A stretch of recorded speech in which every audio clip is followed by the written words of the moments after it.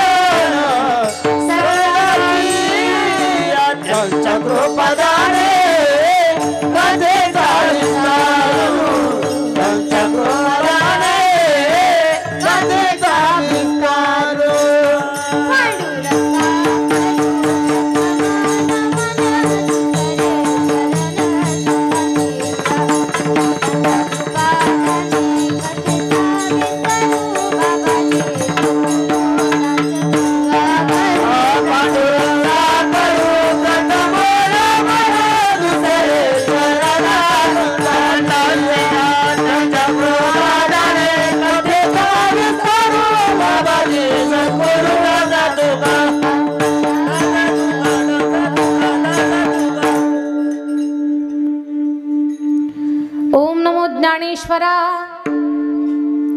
करुणा करा दयाळा तुमचा अनुग्रह लाधलो पावन झालो चराचरी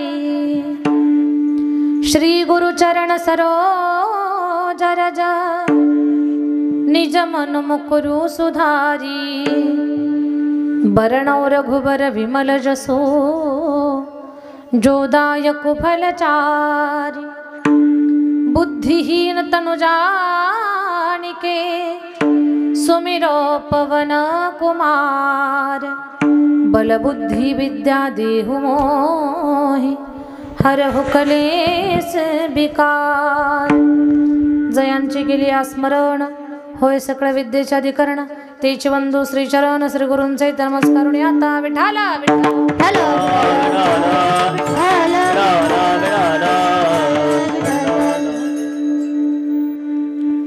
माझ्या विठोबाचा कैसा प्रेम भाव, आपणची देव होय गुरु, पढे देह भाव पुरवी वासना, अंती ते आपणा पाशी न्यावे. कमी ठेवा बोलतो.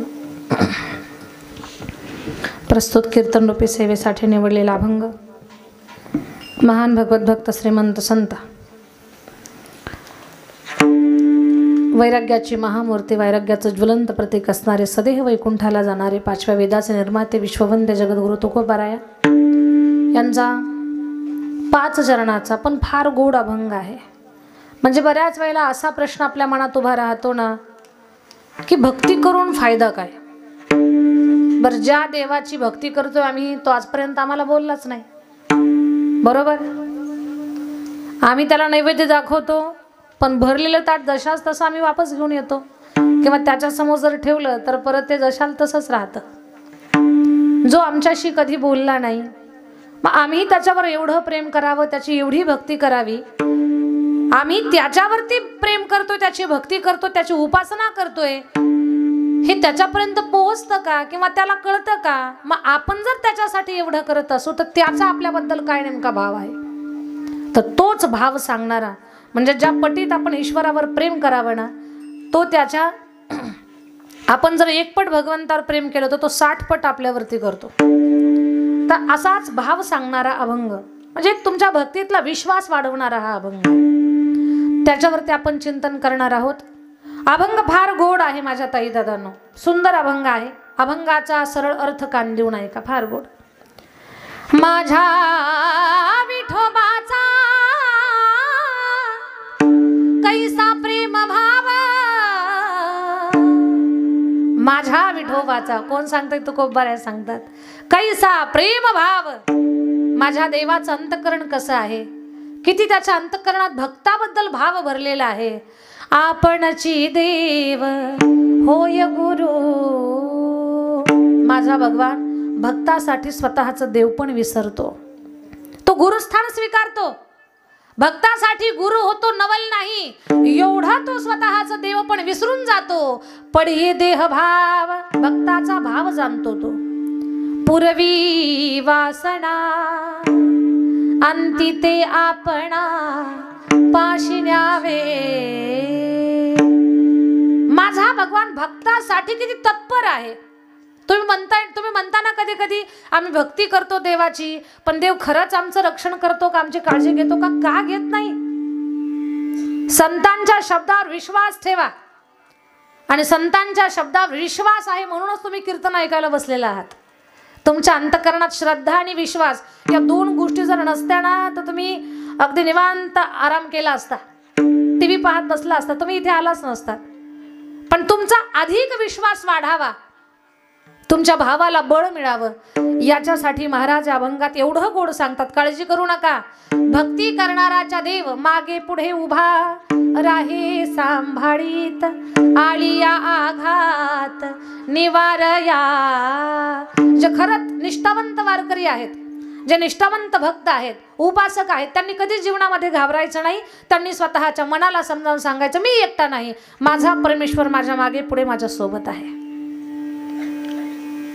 योगक्षेम त्याचा जाणे जड भारी, वाट दावी करी धरणिया.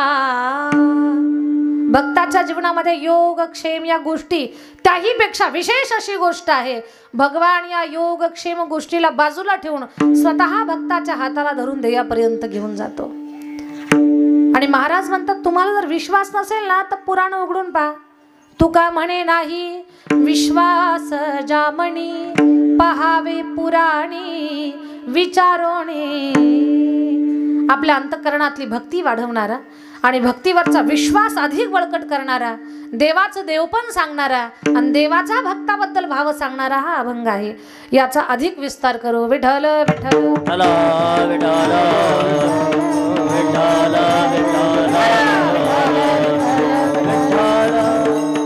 अभंग माझ्या जगद्गुरु तुकोबारायांचा आहे. महाराष्ट्राच्या मातीमध्ये जे संत पुरुष होऊन गेले ना, त्या सर्व संतांमध्ये जगद्गुरु तुकोबारायांचं स्थान आगळं वेगळं आहे. जगद्गुरु तुकोबाराया वारकरी संप्रदायाचा कळस आहेत, 5व्या वेदाचे निर्माते आहेत. माझे जगद्गुरु तुकाराम महाराज महान संत आहेत, महान साधू, महान साधू.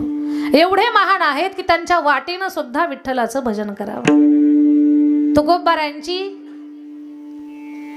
वजर, तुकोबारायांची पायवाट विठ्ठलाचं भजन करत होती. आपली वाट लागली तरी आपल्या तोंडाला विठ्ठलाचं भजन येत. झोपले का काय आहेत ना जाग्या सर्वजण? तुम्ही जागे आहात ना? कान देऊन ऐका. महाराजांची वाट विठ्ठल विठ्ठल म्हणत होती. आपली वाट लागली तरी विठ्ठल विठ्ठल येत नाही.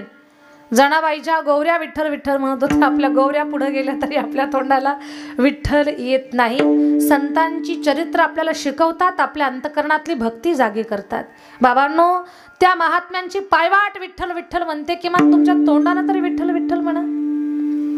महाराजांच्या पत्नी जिजामाता खूप बडबड करायच्या महाराजांना, आणि बऱ्याच मावश्या याचा फायदा घेतात बरं का. ते म्हणतात तुकाराम महाराजांच्या पत्नी सुद्धा त्यांना बडबड करत होत्या, मग आम्ही तुम्हाला बोललो तर काय फरक पडला. पण जिजामातेचं एवढंच घ्यायचं नाही. लोक फायद्याचं घेतात हो, पण माणसानं फायद्याचं घेऊ नये, त्याच्या मुळात तळागाळापर्यंत जावं. जिजामाता महाराजांना बडबड करत होत्या, मान्य आहे आम्हाला, पण जिजामातेच्या जीवनातला नियम माहिती आहे तुम्हाला? वजर आगाव, आगावच ना, काढाव, आगाव आगाव आगावच ना, आगाव. ए आगाव, ऐका तुम्ही, इकडे लक्ष द्या. ऐका, जिजामाता बडबड करत होत्या, पण त्यांच्या जीवनात एक नियम होता. कोणता? जोपर्यंत महाराज जेवत नाही तोपर्यंत जिजामाता जेवत नव्हत्या. बरं, महाराज काय जेवायला घरी येत नव्हते आणि डबा घेऊन जात नव्हते. कधी भंडारा डोंगरावर, कधी भामचंद्र डोंगरावर, कधी घोराड्यावर. जिजामातेनं काय करावं माझ्या ताईंनो? भाकरी बनवाव्यात, टोपलीत भराव्यात, आणि ज्या डोंगरावर महाराज गेले ना त्या डोंगराचा शोध घेत जावं. महाराज जर भंडाऱ्यावर असले तर भंडाऱ्यावर जावं, घोराड्यावर असले तर घोराड्यावर जावं, पण डोंगराचे चढ उतर करावे. एक दिवस जिजामाता म्हणतात, मालक महाराज, डोंगर चढणं उतरणं याच्यात मी थकून जाते, कुठल्या तरी एका डोंगरावर थांबत जाणं. महाराज म्हणतात, आऊ एक काम करत जातो, तू माझी वाट नको पाहू, तू भूक लागली की तू जेवण करत जा, माझी नको वाट पाहू. जिजामाता किती निष्ठावंत आहेत ते ऐका. जिजामाता म्हणतात, महाराज अजून 10 डोंगर चढल, पण तुम्ही जेवण केल्याशिवाय मी जेवणार नाही. हे शिकायचंय तुम्हाला. तुम्ही अगोदर जेवता का नंतर जेवता तुम्हाला अजिबात विचारणार नाही, कारण तासभरच थांबायचंय मला इथं. पण जिजामातेच्या जीवनातला नियम काय आहे? पतिव्रता धर्म उगीच प्राप्त होत नसतो. पतिव्रता धर्म 3 गोष्टींना प्राप्त होतो: सेवा, श्रद्धा आणि समर्पण. पण कुणाची सेवा, कुणावर श्रद्धा आणि कुणासाठी समर्पण? तर पतीसाठी. एका विवाहित स्त्रीसाठी, सौभाग्यवती स्त्रीसाठी तिचं पतीच तिचं सर्वस्व आहे. सीता मातेचा कधी अभ्यास केला तुम्ही? आता रामायणाचा म्हणजे राम मंदिराचा लोकार्पण सोहळा झाल्यापासून सगळं वातावरण राममय आहे. प्रत्येकाच्या ओठावर राम आहे, प्रत्येकाच्या श्वासावर राम आहे, घराघरात राम आहे. आणि ज्याला राम कळाला त्याचं जीवन आराम आहे, आणि ज्याला रामच समजलं नाही त्याचं जीवन हराम आहे. राम कळावा. जीवनाची सुरुवात म्हणजे राम आहे, जीवनाची सांगता म्हणजे राम आहे. या दोन्हींचा मध्य सुद्धा रामच आहे. फक्त राम कळावा आपल्याला. आज तर असं वातावरण झालंय, हर घर में अब एक ही नाम,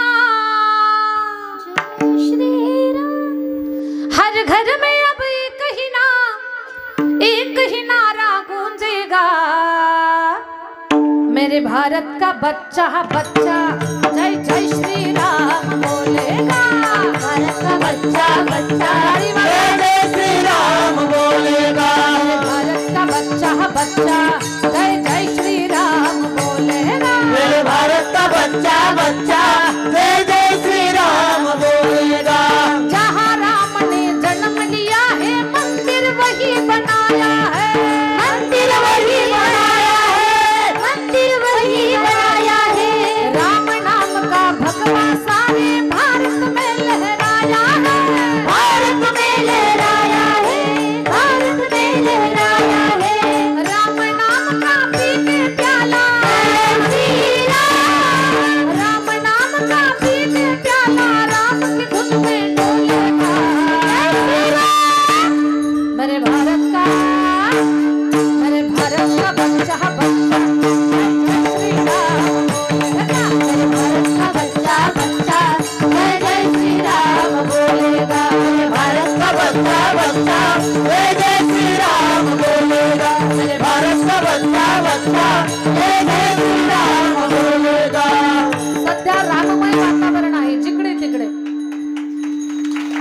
सजा दो घर को गुलशन सा, अवध में राम आए, लगी कुटिया भी दुल्हन से, अवध में राम आए हैं, अवध में राम आए हैं, मेरे सरकार आए हैं, मेरे सरकार आए हैं, लगे कुटिया भी दुल्हन से, अवध में राम आए हैं। राममय वातावरण आहे। त्याच रामचरित्रातला महत्वाचा भाग म्हणजे माई सीता। मला सांगा, सीता मातेला वनवास होता का? नाही, पण पतीसाठी त्यांनी वनवास स्वीकारला। रामरायाला एका शब्दात सांगितलं, स्वामी, एका पतिव्रता नारीसाठी तिचे पती तिचं सर्वस्व आहेत।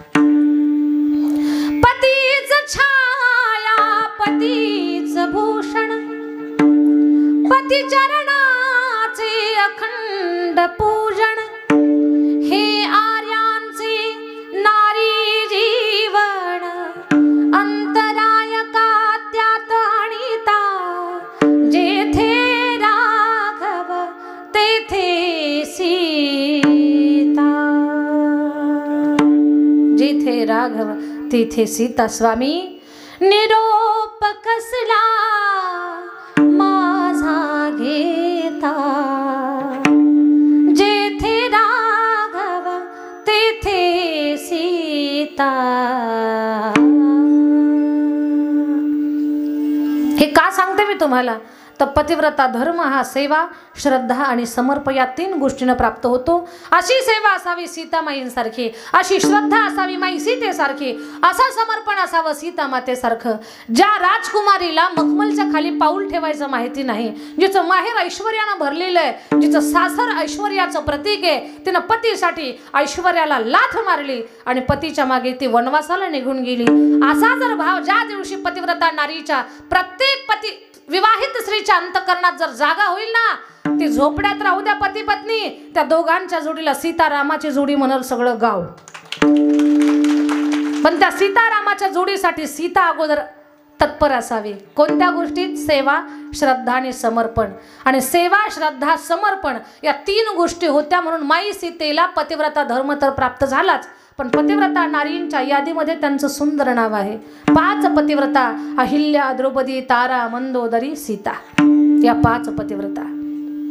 आणि पतिव्रतेची ताकद माहिती आहे तुम्हाला? तुका म्हणे पतिव्रता बाबरी संता, बाबरी संता, जय हो बाबरी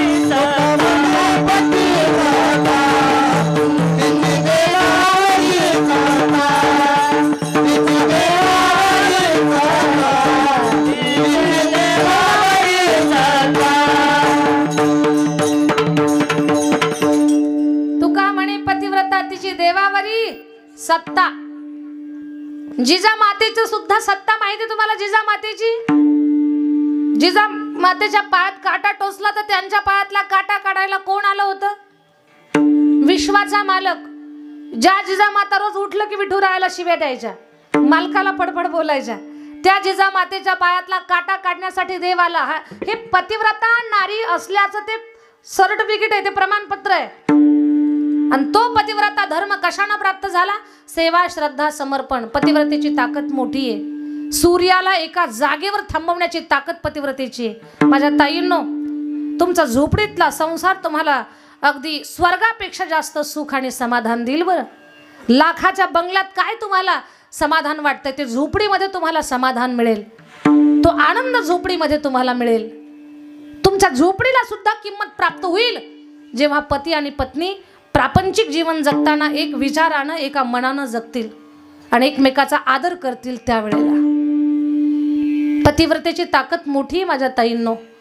एका पतिव्रतेनं श्रीकृष्ण भगवंताला शाप दिला, तू माझी 100 मुलं मारलीस रे महाभारताच्या युद्धात, त्या 100रातलं एक तरी जिवंत ठेवायचं होतंस मला आई म्हणायला, 100रातलं एक सुद्धा ठेवलं नाहीस। आणि एवढ्या सगळ्या भयंकर मृत्यूच्या तांडवामध्ये तू 5 वाचवलेस आणि 100 मारलेस. माझा शाप आहे तुला. जसा तू माझा निर्वंश केला ना तसा तुझा सुद्धा निर्वंश होईल. त्या पतिव्रतेचं नाव काय की जिनं कृष्णाला शाप दिला? झोपल्या का काय? त्या पतिव्रतेचं नाव काय? गांधारी. तिला जेव्हा कळालं ना तिचा होणारा पती आंधळा आहे तर त्याच वेळेला डोळ्याला पट्टी बांधून घेतली. अजून अक्षता पडायच्या होत्या. म्हटली नाही मला असला नवरा नको म्हणून, असला पती नको म्हणून, असलं बोललीच नाही. तिनं लगेच डोळ्याला पट्टी बांधून घेतली. ती म्हटली माझ्या पतीला जर जग पाहता येत नसेल तर मी सुद्धा हे जग पाहणार नाही. ओझर या गावमधल्या आता सगळ्या महिला संकल्प करणार आहेत. एक पतिव्रता नारी पतीसाठी डोळ्याला पट्टी बांधून घेते तर आम्ही सुद्धा, आमच्या मालकाला शुगर आहे, आम्ही सुद्धा गुलाबजामुन खाणार नाही सुद्धा म्हणत नाहीत. महाराज काय सोपन बाबा प्रामाणिक आहात तुम्ही, नाही म्हणत नाहीत याचा अर्थ म्हणजे याचा अर्थ तुम्ही खाणार, जामुन खाणार. वर्ण म्हणणार पप्याचा बाप तुम्हाला साखर झाली तुम्ही खाऊ नका, इकडं ना मीच खाते. विनोद बाजूला ठेवा. पतिव्रतेची ताकद मोठी. जिजा मातेच्या पायातला काटा काढण्यासाठी भगवान आला. पण जिजा मातेला तो पतिव्रता धर्म कशानं प्राप्त झाला तर महाराजांच्या ठाई असणारी श्रद्धा, सेवा आणि समर्पण. काय सेवा केली जिजा मातेनं? तर जोपर्यंत महाराज जेवत नाही तोपर्यंत त्यांनी अन्नाच्या कणालाही स्पर्श केला नाही. घासाला म्हणत नाही मी, कणाला सुद्धा, कणाला स्पर्श केला नाही. वैतागून म्हणतात महाराज एका डोंगरावर थांबत जाना बरं, चढणं उतरणं त्रास होतो. अहो तू जेवण कर. नाही महाराज अजून 10 डोंगर चढल पण तुम्ही जेवण केल्याशिवाय मी जेवणार नाही. महाराजांचं मन भरून आलं. आऊ आता तुला डोंगराची चढ उतर करण्याची गरज नाही. डोंगर चढण्या अगोदर पाय वाटेला कान लाव. जी वाट विठ्ठलाचं भजन करेल समजावं मी तिकडे. जिजा माता दुसऱ्या दिवशी भाकरी घेऊन आल्या आणि वाट पाहिली आणि वाटेला कान लावला. आश्चर्याचा धक्का बसला कारण ती वाट विठ्ठलाचं भजन करत होती. काय तुम्ही सगळेजण माझ्यासोबत ते भजन करा. बोलावा विठ्ठल पाहावा विठ्ठल, बोलावा विठ्ठल पाहावा विठ्ठल, बोलावा विठ्ठल, बोलावा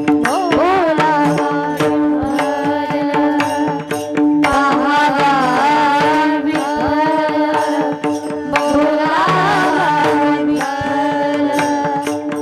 पाहावा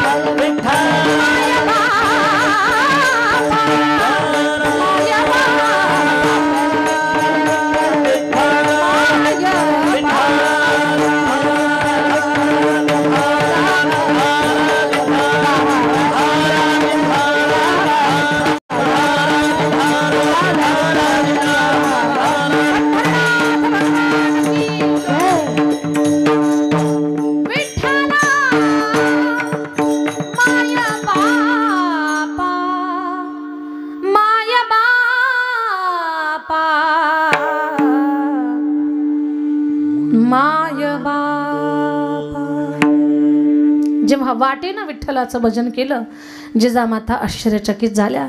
तीच वाट धरून वरती चढल्या आणि तुकोबारायांच्या चरणावर माथा टेकवला. विचार करा माझ्या ताई दादांनो, ज्या साधूची वाट विठ्ठलाचं भजन करते ते साधू किती महान असतील. जगद्गुरु तुकोबारायांच्या जीवनातला साधनेचा सगळ्यात मोठा विषय सांगते या अभंगाला अनुसरून. जगद्गुरु तुकाराम महाराज एवढी सुंदर भक्ती करतात ना की त्या भक्तीमध्ये भगवंताविषयीची महाराजांची ओढ किती आहे. म्हणजे एक गोष्ट लक्षात घ्या, तुकाराम महाराज असे संत आहेत ते देवाच्या मागे मागे चालतात नवल नाही, भगवान त्यांच्या मागे मागे चालतात. ही त्यांची भक्ती नाही, भक्तीची पराकाष्ठा आहे. प्रमाणे याच्यासाठी जिथे जातो तेथे तू माझा संगाती, जिथे जातो तेथे तू माझा संगाती, चालविशी हाती धरोणिया, चालविशी हाती धरोणिया, जेथे जातो तेथे तो माझा सांगाती,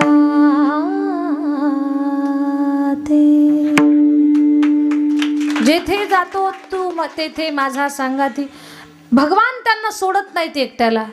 तुकाराम महाराजांची भक्ती अशी आहे की महाराज भगवंतासाठी रडतात नवल नाही, भगवान त्यांच्यासाठी रडतो. तुकोबारायांची भक्ती अशी आहे की महाराज देवाला माझं म्हणतात नवल नाही, भगवान म्हणतो तुकोबाराय माझे आहे. ही भक्ती नाही, भक्तीची पराकाष्ठा आहे. प्रमाणे देव माझा मी देवाचा,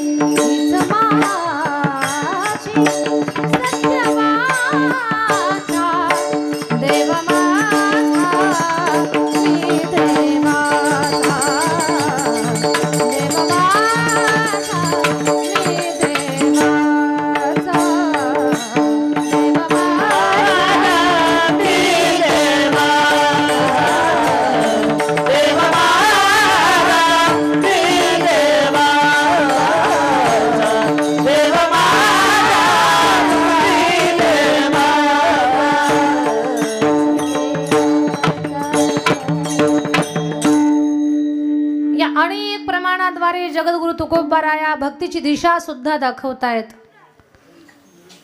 हो जरा गाव मधल्या माझ्या सर्व ताई दादांनो कान देऊन ऐका, जरा विश्वासानं सांगा, मला प्रामाणिकपणे मला सांगा. मंदिरामध्ये आपण रोज जातो, एकादशीचं व्रत करतो, पंढरपूरच्या वाऱ्या करतो, गावातल्या विठ्ठल रुक्मिणीच्या मंदिरामध्ये येतो, पण कधीतरी तुमच्या ओठाला आलंय का? किंवा तुम्ही तुमच्या मनाला विचारा, किंवा माझ्या प्रश्नाचं उत्तर द्या. तुम्हाला जर कोणी विचारलं देवाचं तुमचं नातं काय, येईल सांगता तुम्हाला? कधी म्हणला देवाला, देवा मी तुझा आहे, तू माझा आहेस? हे कधी आलंय तोंडाला? ओ जरा गाव आलं का तोंडाला? नाही, आजपर्यंत आलंच नाही. मग भक्ती ही नात्यात बांधल्या गेली हे कसं कळणार आहे? या संतांच्या चरित्राचा अभ्यास करायचा थोडा. हे संत देवाला नात्यात बांधून घेतात. कसे? एकट्या जणाबाईने तर कितीतरी नाते जोडले देवासोबत. विठ्ठल ग माझी माता, विठ्ठल ग माझा पिता, बहीण बंधू सखा चुलता, विठ्ठल माझा. कधी म्हटलं देवाला, देवा तू माझा पिता आहेस, तू माझी आई आहेस, तू माझी बहीण आहेस, तू माझी सखी आहेस, माझा मित्र आहेस? कधी म्हटलात तुम्ही? पण तुम्ही जाऊ द्या, तुमचं ते जरा अंतर आहे नात्यामध्ये. आता मंदिरात जातात ना, मन आहे हे जोपर्यंत म्हणत नाहीत ना तोपर्यंत माझेपणाचा भाव देवाजवळ संदर्भातला तयार होऊ शकत नाही. एवढं ताकदीनं का बोलतात जगद्गुरु तुकोबाराया? देवाला भक्तीच्या नात्यामध्ये बांधून घेतलंय आणि मग जगाला छाती ठोकपणे सांगितलं, अरे ज्या दिवशी तुम्ही देवाला माझा म्हणाल ना, तो देव सुद्धा आपल्याला त्याचं म्हणेल, किंवा तो म्हणेल हा माझा आहे. मग त्याच भगवंताचा भक्ताबद्दलचा भाव काय आहे? अभंगाचं पहिलं. माझ्या विठोबाचा ऐसा प्रेम भाव, माझ्या विठोबाचा ऐसा प्रेम भाव, माझ्या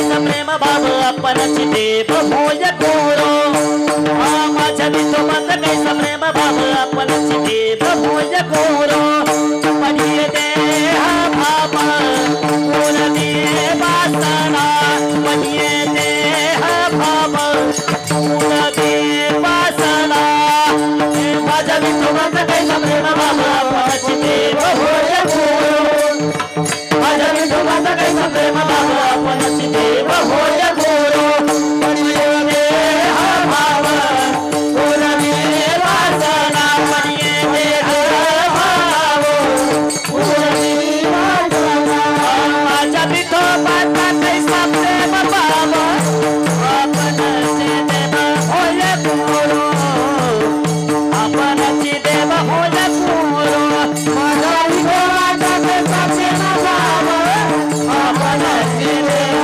होय गुरु आपणची देव होय गुरु माझ्या विठोबाचा कैसा प्रेम भाव आपणची देव होय गुरु. जगद्गुरु तुकोबाराया देवाची भक्त मंडळी यांच्यामध्ये वाढ व्हावी, देवाचं अंतकरण भक्तांना कळावं याच्यासाठी फार मोलाची गोष्ट सांगतायत. अरे माझ्या भगवान परमात्माचं अंतकरण पहा, माझ्या विठोबाचा कैसा प्रेम भाव. एवढं प्रेम आहे माझ्या भगवंताचं भक्तावर, किती प्रेम आहे. आपणची देव होय गुरु. आता इथे तुकोबाराय देवाला माझा म्हणतात आणि खरंच त्या माझा या शब्दात दम आहे, भाव भरलेला आहे. कान देऊन ऐका, प्रेम भाव हा शब्द फार मोलाचा आहे. अभंगाच्या पहिल्या चरणामध्ये इथे ईश्वराचं भक्तावर असलेलं प्रेम सांगितलेलं आहे.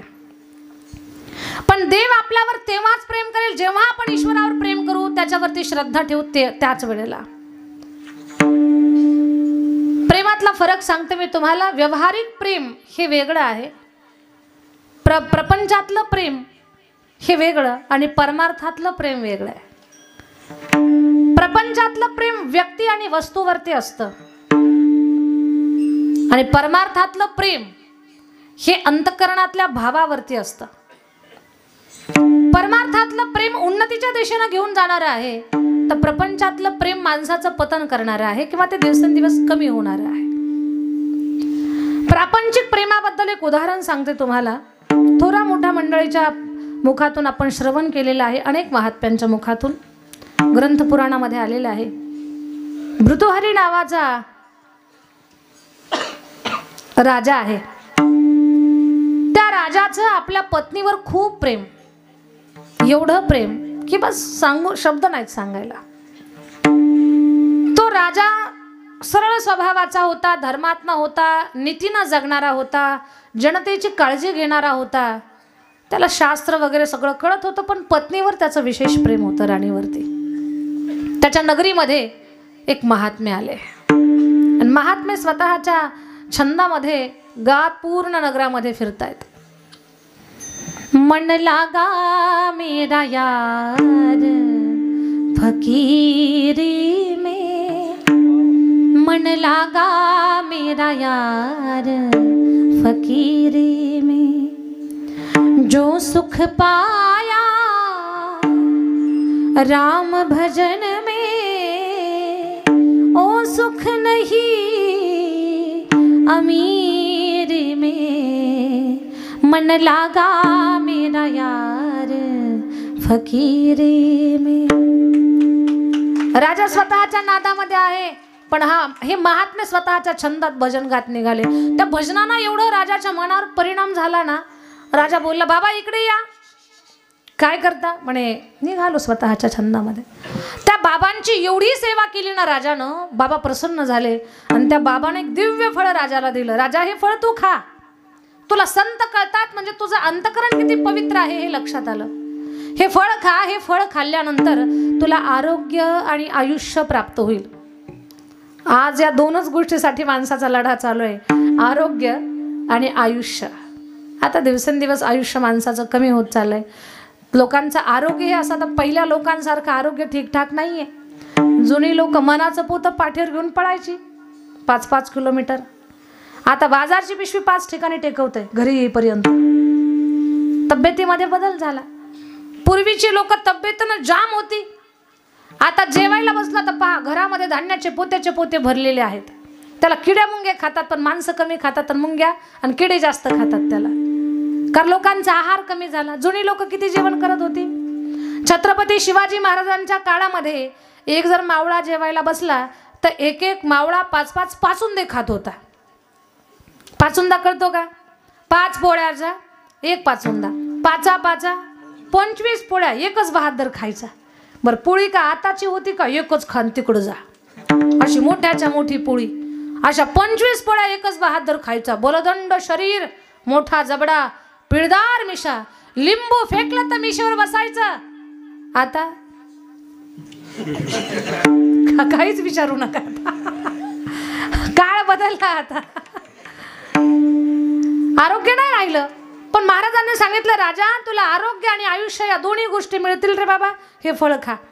राजा म्हटला मी दीर्घकाळ जगलो, तब्येत चांगली राहिली, माझी राणी जर मिळली तर मग काय उपयोग होणार? माझं तर राणीवर खूप प्रेम आहे. त्यानं ते फळ घेतलं आणि राणीला दिलं. बरं राणी म्हटली, राणीचं राजावर प्रेमच नव्हतं. राणीनं ते फळ घेतलं. ती म्हटली मी फळ खाईल, चांगली राहील, पण माझं प्रेम तर प्रधानावर आहे.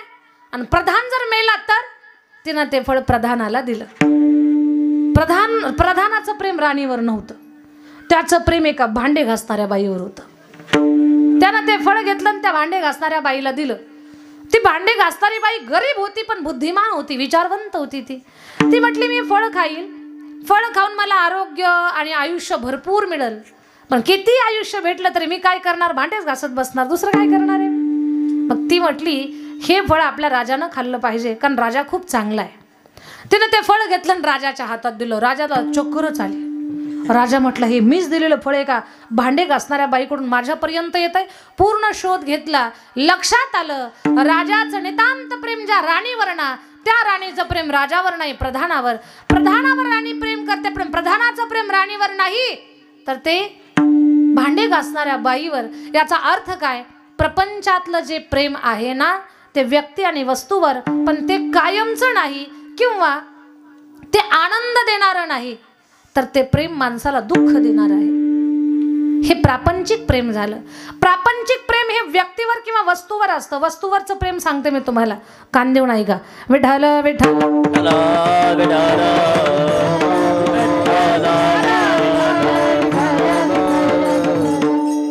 एक श्रीमंत ओझरा गाव मधल्या श्रीमंत घरची एक बाई होती, खूप श्रीमंत. जिल्हा विकत घ्यायची ताकद, एवढी श्रीमंती. त्या बाईला सोन्याचा खूप छंद होता, खूप दागिने आवडायचे तिला. आणि तिला दागिने पण होते बरं भरपूर. किती दागिने होते सांगू तुम्हाला?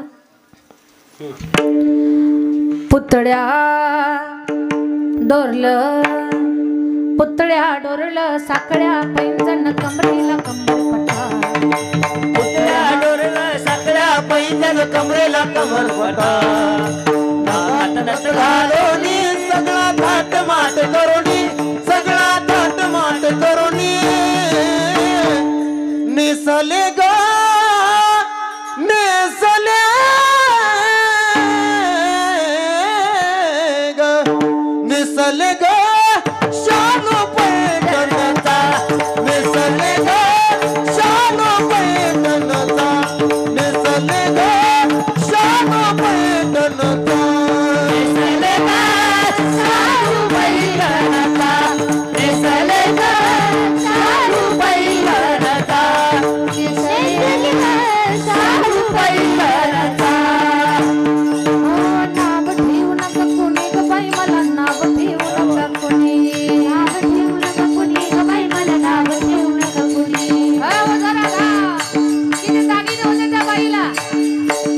पुतळ्या डोरलं, पुतळ्या डोरलं, साखळ्या पैंजण कमरेला कंबरपटा. पुतळ्या डोरलं, साखळ्या पैंजण कमरेला कंबरपटा. नाकात नथ घालूनी, नाकात नथ घालूनी, सगळा थाट माट करूनी, सगळा थाट माट करूनी. नेसले ग नेसले ग नेसले नेसले ग शालू पैठणचा, नेसले ग शालू पैठणचा, नेसले शालू पैठणचा, नेसले ग शालू पैठणचा, नेसले ग शालू पैठणचा, नेसले ग शालू पैठणचा, पैठणचा, शालू पैठणचा. सगळ्या गुजरांसाठी जरा जोरात टाळी वाजवा, गायक वादक सगळ्यांसाठी. खूप दागिने होते तिला, पुतळ्या, डोरलं, साकड्या, पैंजण, कमरेला कंबरपट्टा. पण तिने हट्ट केला, मालक या संक्रांतीच्या सणा मला नाकातली नथ पाहिजे. तिचे मालक म्हणतात, अगं तुला मागच्याच सणाला 2 ग्रॅमची नथ केली, आता कशाला नथ पाहिजे. तिनं सांगितलं, मला आता 2 तोळ्याची नथ पाहिजे. नथ कुठं 2 तोळ्याची असते का? गाव नथ 2 तोळ्याची नसते. नथ 2 ग्रॅमची, 2.5 ग्रॅमची, 1.5 ग्रॅमची, 1 ग्रॅमची गोड दिसते. पण ती बाई म्हटली की मला 2 तोळ्याचीच नथ पाहिजे. मालकाला तिनं डोकेदुखी केली. तो म्हटला, आता कापसाचे दिवस आलेत, कांद्याचे दिवस आलेत, आणि ह्या गिरायकाला जर नाही म्हणावं तर हे आपल्यालाच कांदे खुरपायला लावल, आपल्यालाच कापूस वेचायला पाठवाल. त्यानं म्हटलं, जाऊ दे, कापूस थोडासा 2 तोळ्याची नथ केली. बरं, बाईने नथ घेतली, नाकात घातली, नाकपुडीच खाली गेली. नथ एवढी वजनदार, त्यांना सांगितलं सुद्धा आपल्या नाकाच्या मापाप्रमाणे नथ घ्यावी, पण ती म्हटली आता नाकाचं माप काढायचं नाही. मग तिनं नथ नाकात घातली, नाकपुडी खाली गेली. तिने दोरानं वर बांधली. अशी बाई विचित्रच होती. दोरानं अशी नथ बांधली. तेवढ्यात तिचा मालक म्हणतो, पप्याची माय काय गोड नाक दिसतं ग, अख्ख्या गावात तुझ्या नाकासारखं नाक नाही बघ. मालकानं कौतुक केलं, पण पोट कुठं भरतं तिचं. गल्लीतल्या सगळ्या बाया बोलावल्या, असरा, अक्का, दगडा, धोंडा, केसरा, मंडा, सुरेखा, कांचन, सगळ्यांना बोलावलं. एका हातात चहाचा कप द्यायची आणि दुसऱ्या हातात नथ दाखवायची. ती नथ दाखवायची, माझी पहा ना आमच्या पप्याच्या बापानं कशी नथ केली हो, मला किती गोड आहे की नाही. बाया पण एवढ्या विचित्र, तुम्हाला सांगते, चहा पीपर्यंत तिचं कौतुक करायच्या. बाई लक्ष्मीसारख्या दिसतालो, काय गोड नथ आहे, तोंडावर तिला लक्ष्मीसारख्या दिसताला असं म्हणायच्या बाया. आणि चहा पिऊन घराच्या बाहेर पडलं की म्हणायच्या, बाई दुसरं भुताडच दिसल. एक तर म्हटली म्हशीच्या नाकात व्यसन घातल्यासारखीच दिसल. काय काय बोलणार तिला बाया, पण हिला तोंडावर चांगलं बोलायचं, तो ही फुगायची. उद्या संक्रांतानं आदल्या दिवशी त्यानं कशात नट टाकले तरी लक्षच नाही. दुसऱ्या दिवशी पहाटच उठली, भरजरी म्हणजे सुंदर स्नान केलं, भरजरी वस्त्र अंगावर घातलं, सोन्याचा डबा घेतला, सगळे दागिने अंगावर घातले, पण तिला ते 2 तोळ्याची नथ घालायची ती काही सापडना, नथच सापडना. थोडीशी परेशानच झाली. मग गल्लीतल्या बाया म्हटल्या, अक्का चला ना वाण द्यायला.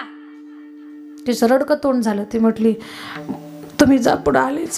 काय झालं तुम्हाला? काही विचारू नका. बाया गेल्या. आता आपल्या गल्लीतल्या बाया दिसल्या ना, आपल्याच घरातलं जर माणूस नाही दिसलं तर माणूस विचारतं की नाही. तो माणूस चौकात बसलेला होता, त्यानं विचारलं गल्लीतल्या बायांना, अक्का आमच्या घरचे कसं काय आले नाहीत? त्या बायाने सांगितलं ते घरात रडत बसलेत म्हणून. काय झालं म्हणे, जाऊन विचारा. त्यानं टुनकन पारावरनं उडी मारली, पळतच गेलं घराकडे. दारातूनच ओरडलं, ए पप्याची बाय. ती म्हणते, काय झालं तुला? कसं सांगू? रडायला लागली ना, मोठ्यानं रडायला लागली. तो म्हणतो, अगं झालं काय तुला? कसं सांगू मी तुम्हाला? काय झालं? तुम्ही आणली होती. याच्या तर पायाखालची जमीनच सरकली. हे म्हणतं, मी काय आणली होती? बोलणं कोड्यात होतं आणि वेलंटी लागलेली होती. तुम्ही आणली होती. हा म्हटलं, मी काय आणली होती? 2 तोळ्याची. मग याच्या लक्षात आलं नथ. हे म्हणतं, नथ का? हा. मग घाल ना नाकात. कुठं पडली, सापडना. रडायलाच लागली, नथ सापडना. तिचा मालक म्हणतो, अगं घरच्या लक्ष्मीनं सणासुदीला रडायचं नसतं ग. आणि हे शिकायचं तुम्हाला कीर्तनातून बरं. घरात लक्ष्मीनं, विवाहित स्त्रीनं कधीच घरात रडायचं नाही. तुम्ही म्हणाल मग शेतात जाऊन रडायचं का? आहा कुठं रडायचंच नाही. तुम्ही स्त्रीनं स्वतःला ओळखा. स्त्रीमध्ये प्रचंड शक्ती आहे. ती सहनशीलतेची, संयमाची, शांततेची मूर्ती आहे. ती साक्षात ईश्वरीय अंश अवतार आहे. स्त्री सामान्य नाहीये. ती जेव्हा हातात पुस्तक घेते ना, तेव्हा ती सरस्वती असते. घरातल्या आजारी माणसाच्या कपाळाला पट्ट्या लावताना मिठाच्या, त्या घरातली रेणुका तीच असते. राशीचा माप ओलांडून जाताना त्या घरची लक्ष्मी तीच असते. घरावर संकट आलं, सगळ्यात पुढे ताकदीनं पळताना त्या घरातली दुर्गा तीच असते. स्वतःला ओळखा. स्त्रीमध्ये प्रचंड शक्ती भरलेली आहे आणि स्त्री म्हणजे संयमाची सहनशीलतेची मूर्ती आहे. बाहेरून किती नाजूक आहे ती, किती नाजूक आहे, किती सॉफ्ट आहे, पण तिचं अंतकरण मृदूही आहे आणि कठोरही आहे. स्वतःला ओळखा. तो म्हणतो अगं घरच्या लक्ष किती मोठा त्याग केलाय. तुम्ही म्हणाल मग हे रामावर केलेलं प्रेम, रामानं काय प्रेम केलं लक्ष्मणजीवर? तर लक्ष्मणजीनं ज्या पटीत रामावर प्रेम केलं ना, तर त्या प्रेमाचं फळ सुद्धा राम भगवंतानं दिलं. मला आठवून सांगा, देवांच्या ज्या मूर्त्या आहेत, प्रत्येक आता गावोगावी मंदिर आहेत, राम भगवान सोडता इतर कुठल्या देवतानं स्वतःच्या भावाला स्वतः शेजारी जागा दिली मंदिरात? आठवतंय तुम्हाला? कृष्ण शेजारी बलराम दादा आहेत, पण आज प्रत्येक गावात जा, खेड्यापाड्यात जा, जिथे रामललाची मूर्ती आहे त्या बाजूला लक्ष्मणजीचं जागा ठरलेली आहे. रामाच्या सोबत लक्ष्मणजी, लक्षात घ्या, देव आणि त्यांची पत्नी देवी असणं साहजिक आहे, पण राम भगवान आपल्या भावाच्या प्रेमाचं फळ एवढं देतात की रामानं सुद्धा आपल्या प्रेमाचं दान लक्ष्मणजीला असं दिलं की प्रत्येक राम मंदिरामध्ये लक्ष्मणजी सुद्धा रामाच्या बाजूला उभे आहेत. हे त्यांच्या प्रेमाचं फळ त्यांना मिळालेलं आहे. म्हणजे देवावर 1 पट प्रेम करा, तो 10 पट आपल्यावरती करतो, 60 पट करतो. माझ्या विठोबाचा असाच कैसा प्रेम भाव आणि आपणची देव होय गुरु.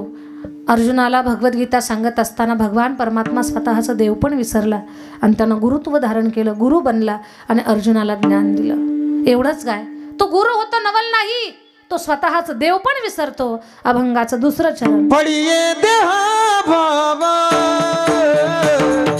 पुरवी वासना, पडिये देहा भावा पुरवी वासना,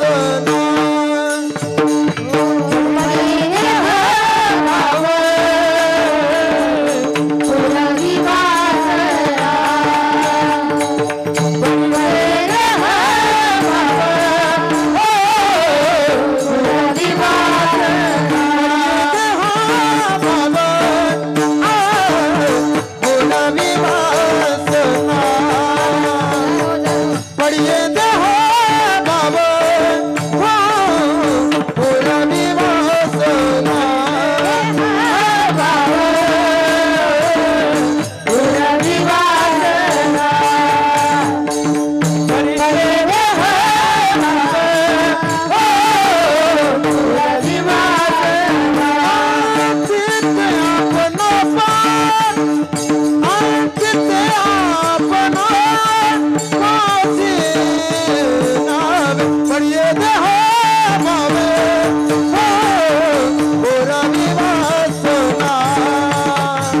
पडिये देहा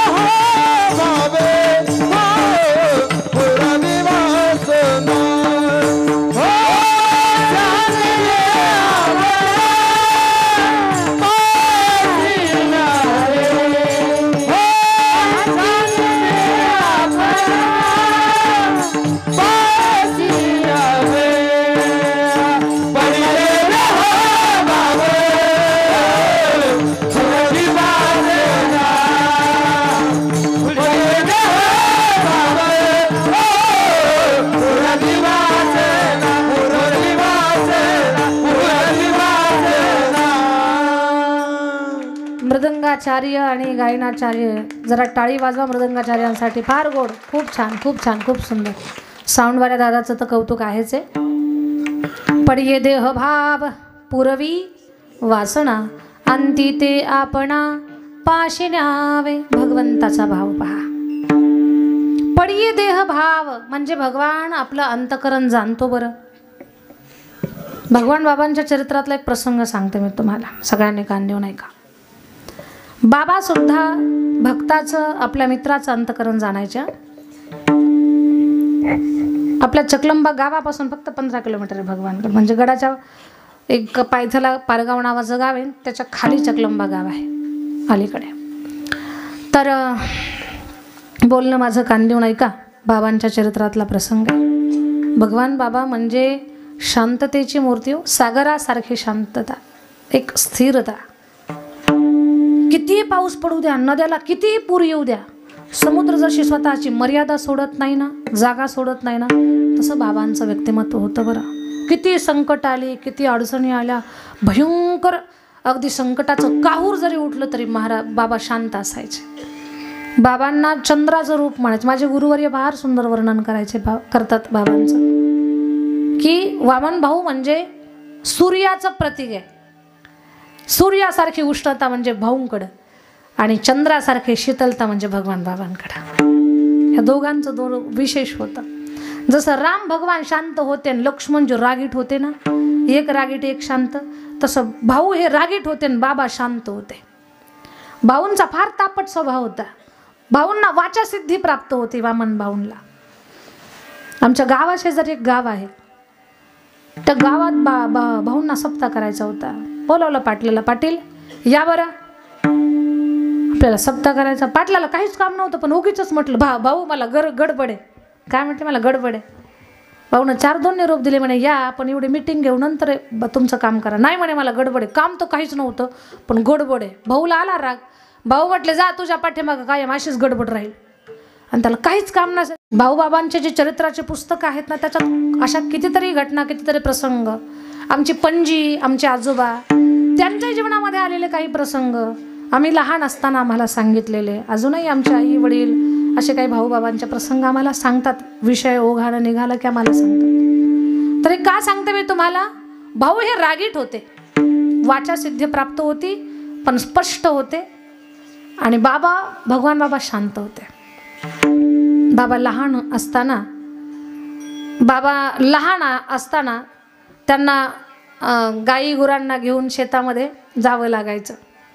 काही लोक म्हणतात बाबांना गाई वळायला, म्हणजे गाई वळण्यासाठी कसं काय बरं जावं लागायचं.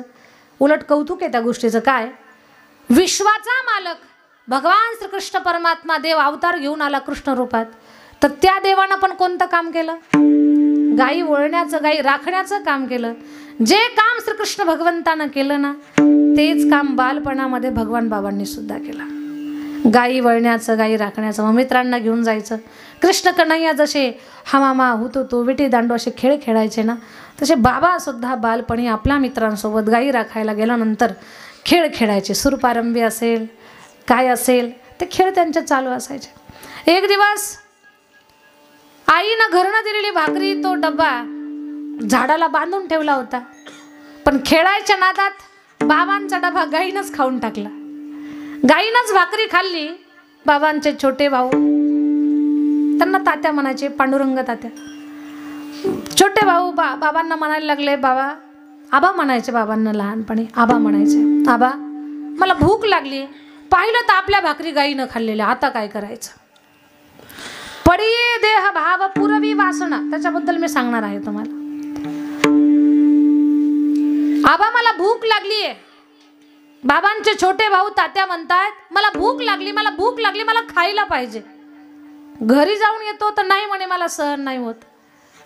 भगवान बाबांनी असा एक चमत्कार केला. कुणी म्हणेल की चमत्कार या गोष्टीवर आमचा विश्वास नाही, पण माऊलींनी सुद्धा चमत्कार केले. का करावे लागले चमत्कार संतांना, की हे जग एवढं विचित्र आहे, हे चमत्काराशिवाय नमस्कार करतच नाही, म्हणून चमत्कार. चकलंबा किंवा भगवानगडाच्या परिसरामध्ये अशी काही गावं आहेत की त्या गावामध्ये लोक अजूनही सांगतात की बाबांनी आमच्या गावात पाण्यावर ज्ञानेश्वरी वाचली. बैसोणी पाण्यावरी वाचली ज्ञानेश्वरी. बाबांनी जिथे लिंग कापलं त्या रक्ताच्या थेंबातून तुळशी उगवल्या. अजूनही त्या तुळशी साक्षीदार आहेत. या गोष्टीला आपण नकार द्यायचा नाही कधी, नाही म्हणायचं नाही कधी. नाही म्हणण्याचं पाप सुद्धा आपण करायचं नाही. तर बाबांचे भाऊ म्हणतात की मला भूक लागली, मला जेवायला पाहिजे, मला भाकरी पाहिजे. ठीक आहे तात्या. बाबा गेले थोडेसे पुढे आणि एक दगड काढला बाजूला.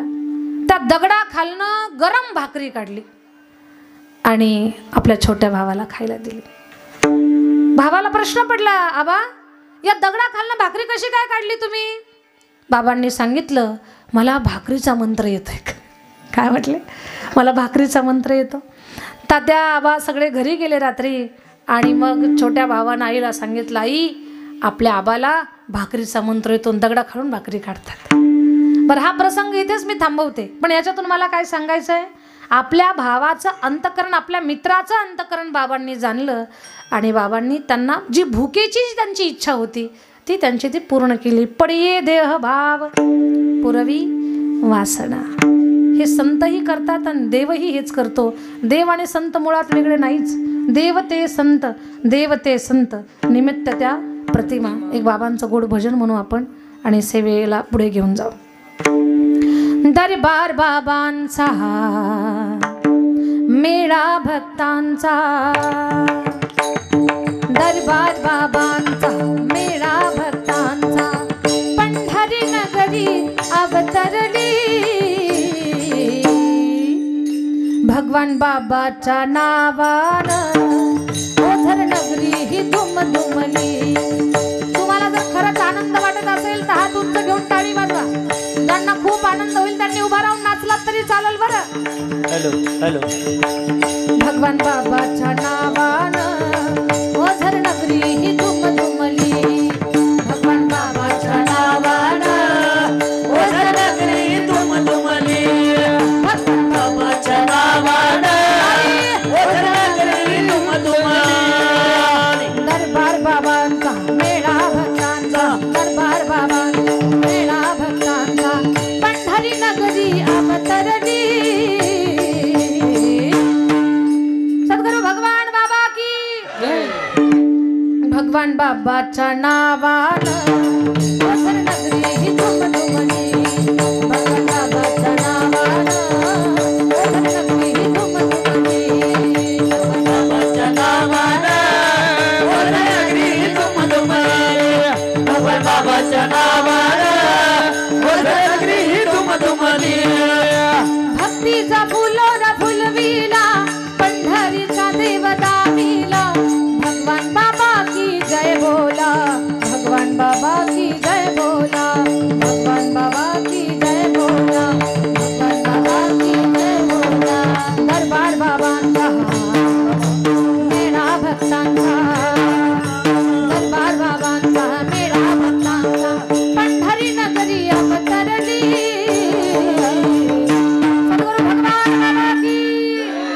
भगवान बाबाच्या नावानं ओझर नगरी ही दुमदुमली. भगवान बाबाच्या नावानं ओझर नगरी ही दुमदुमली. भगवान बाबाच्या नावानं ओझर नगरी ही दुमदुमली. भगवान बाबाच्या नावानं ओझर नगरी ही दुमदुमली. सद्गुरु भगवान बाबा की जय. माझ्या बोलण्यातला भाव समजून घ्या. पडिये देह भाव पुरवी वासना, अंती ते आपणा पाशी न्यावे. भगवंताचा भाव मागे पुढे उभा राहे सांभाळित, आळिया आघात निवारया. योग क्षेम त्याचा जाणे जड भारी, वाट दावी करी धरोणिया.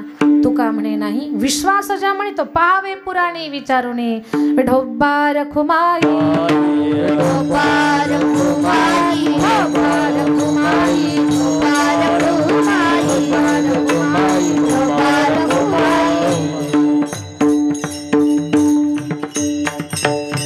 माझ्या अल्पमतेने अभंगाचा विस्तार करण्याचा प्रयत्न केला. बोलण्याच्या ओघात काही अपशब्द गेले असतील, क्षमा असावा. बरोबर आले तुम्ही घ्या. अभंगाच्या 2 चरणावर आपण चांगला प्रवास केला, पण 3 चरणाचा फक्त अर्थ मी सुरुवातीला सांगून ठेवला होता. आता वेळेअभावी तिथपर्यंत खूप विस्तारानं पाहणं शक्य नाही आहे, पण भाग्यवान आहोत आपण की सद्गुरू भगवान बाबा, सद्गुरू वामन भाऊ, महाराष्ट्राच्या भूमीमध्ये छत्रपती शिवाजी महाराज,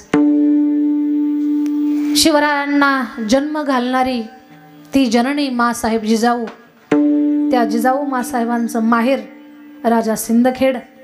या सिंदखेड अशा या पवित्र पावन शूर भूमीमध्ये, त्या भूमीच्या सानिध्यात आपण सगळेजण आहोत. ही खूप मोठी भाग्याची गोष्ट आहे आपल्या सगळ्यांची. या मातीमध्ये ज्ञानोबाराय, तुकोबाराय, अनेक संत आणि त्या संतांच्या विचाराला पुढे घेऊन जाणारी सगळीही महात्मा मंडळी. तर हे खूप मोठं वैभव आपल्या महाराष्ट्राला प्राप्त झालेलं. त्याच्यामध्ये आपण हा सुंदर भाऊबाबांच्या पुण्यतिथीचा पर्वकाळ एक सप्ताहाच्या स्वरूपात घडवून आणत आहात. ही खूप कौतुकाची आनंदाची गोष्ट आहे. बस झालेली सेवा आता मी बाबांच्या माऊलींच्या चरणी अर्पण करते. माझ्या वाणीला मी विराम देणार आहे. तर सगळ्यांना एक महत्त्वाची गोष्ट अशी सांगायची की भगवानगडाच्या पायथ्याला माझं गाव आहे चकलंबा नावाचं. त्या गावी 1100 वर्षापूर्वीच एक जुनं देवस्थान सद्गुरू कल्याण स्वामी संस्थान कल्याण स्वामी महाराजांची संजीवन समाधी आहे. त्या महाराजांच्या मठाचा जीर्णोद्धार आम्ही करत आहोत लोकांच्या वर्गणीतून, लोकांच्या मदतीमधून. तर तुम्हा सगळ्यांना माझी विनंती, ओझरकरांना, स्वतःसाठी खूप जगतो आपण, पण आम्ही ज्या कल्याण स्वामी संस्थांच्या जीर्णोद्धाराचं काम हाताला धरलेलं आहे त्या कामासाठी प्रत्येक भाविकांना जमेल त्या पद्धतीने अर्थसहाय्य करावं. फूल नाही फुलाची पाकळी, प्रत्येकानं मदत करावी. त्या संस्थांच्या अंतर्गत आपण मराठवाड्यातली पहिली मुलींची वारकरी शिक्षण संस्था चालवतो की ज्या संस्थेमध्ये 250 मुली कीर्तनाचा अभ्यास करतात. किती अवजर 350. घरात 2 पोरी सांभाळायच्या अवघड असतात. 250 मुलींना कसं आम्ही व्यवस्थित सांभाळून अभ्यास वगैरे देणं या गोष्टी करत असो याचा विचार करा. कितीतरी मुली कीर्तनकार कथाकार होऊन बाहेर पडल्या, चांगला प्रवास करतात. खूप चांगलं त्यांचं नाव आहे कीर्तनकारांच्या मध्ये, खूप चांगली सेवा करतात. खूप मुली गायक बनल्या आपल्या संस्थेमध्ये, खूप मुली चांगल्या वक्ता बनल्या, मुली पखवाज वाजवतात. सगळीच आधुनिक प्रकारचे वाद्यसुद्धा आपल्या संस्थेमध्ये शिकवले जातात. 18 पुराणांच्या कथा त्याचा अभ्यास संस्थेमध्ये होतो. शास्त्रीय संगीत असेल, भजन असेल, सगळ्याच प्रकारचं आध्यात्मिक शिक्षण एकाच जागेवर दिलं जातं. अशी ही सुंदर संस्था आहे. गोरगरिबाची लेकरं शिकतात तिथे. आणि बस त्या संस्थेसाठी सुद्धा सतीच्या संवर्धनासाठी कुणाचं तरी लेकरू पुढे भविष्यात कीर्तनकार होऊन पुन्हा आपल्या सप्ताहामध्ये कीर्तनकार रूपाने येणार आहे.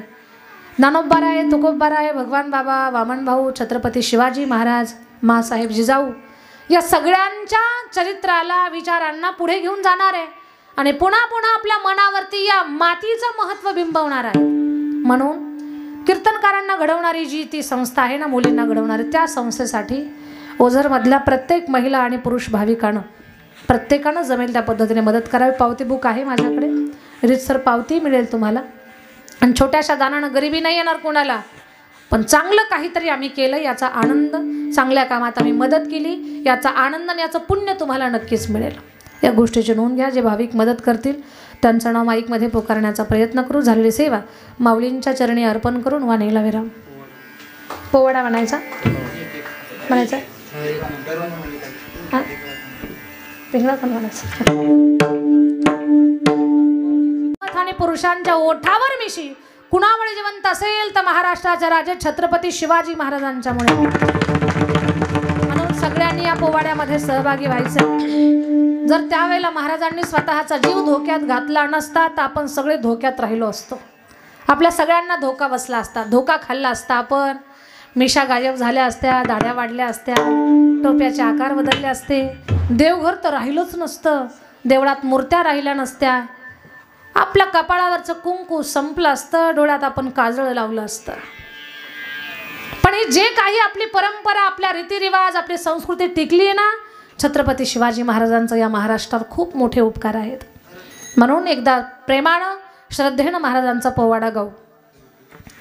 अशा वाघिणीचा तो छावा,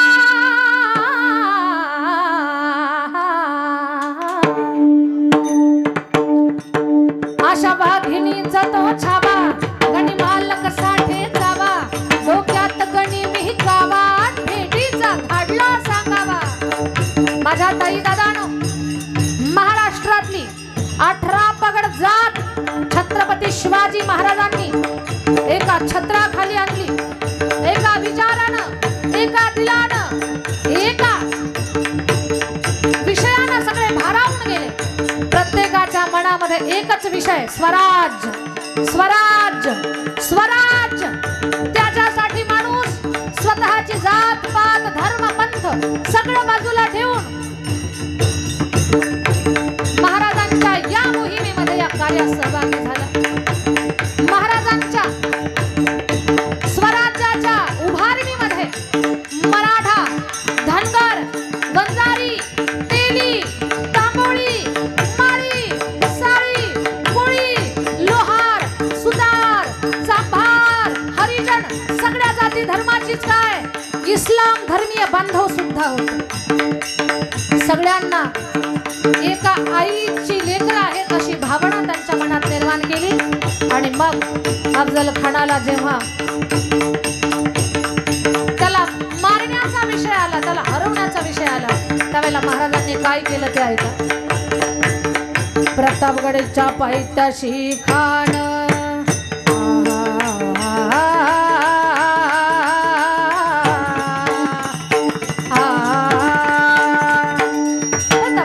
पायथ्याशी खान झाला बेगुमान नाही त्याला शिवाजी हातात करावं त्यासे नाही जाणीव शक्य करील काय कल्पना युक्तीची रचिरहाची करील काय कल्पना युक्तीची विरहाची करील काय कल्पना युक्तीची रचिरहाची।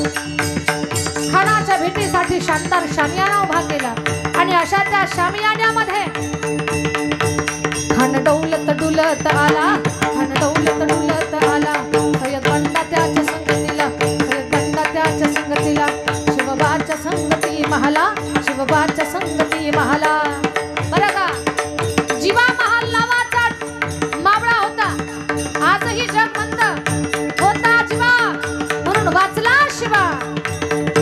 शिवबाच्या संगती महाला, शिवबाच्या संगती महाला, शिवबाच्या संगती राजाला पाहून खान म्हणतो कसा आओ शिवाजी आओ हमारे गले लग जाओ। खान हाक मारी तो हसरी, खान हाक मारी तो हसरी, रोकुण नजारा गहरी नजरा जिरा जिरे जिरे जिरा जिरा जिरे जिरा जिरा जिरे। खानानं राजाला आलिंगन दिलं आणि दगा केला। खान दाभिमान मानला, दाभिमान मानला, कटरीचा वारदान केला, कटरीचा वारदान केला, चिलखत होत अंगाला, चिलखत होत अंगाला। खानाचा मार फुका गेला, खान एरबडला, तिच्यात महाराजांनी पोटामंदी बिचवा फेकलेला, वाघनख्याचा मारा केला, टर्र फाडलं बोटाला, मेला मेला खानाचा पथडा बाहेर आला रे, बाहेर आला रे, बाहेर आला रे।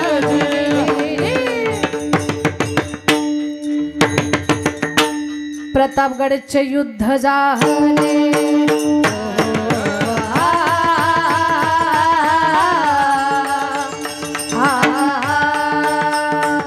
प्रतापगडचे युद्ध झाले, रक्त सांडले पाप सांडले, पावन हकेल कृष्णेचा लाविली ही गुलामीची होवा, मराठशाहीचा मांडला थाट राजे, मराठशाहीचा मांडला थाट राजे, मराठशाहीचा मांडला थाट राजे। छत्रपती शिवाजी महाराज की जय, धर्मवीर संभाजी महाराज की जय, सद्गुरु भगवान बाबा की जय, भारत माता की जय। आणि एक गोष्ट ऐका, जर हे आपल्याला थोर शूर पुरुषांचं योगदान जर कळालं नाही, संतांचं श्रम आपल्याला कळालं नाही, तर हे जरी नाही कळत, हे जरी नाही कळलं मग दुसरं येईल, हे जरी नाही कळलं, हे जरी नाही कळलं तरी दुसरं येईल, हे जरी नाही कळलं। सरत शेवटी बा काळ बांधून येईल, सरत शेवटी बा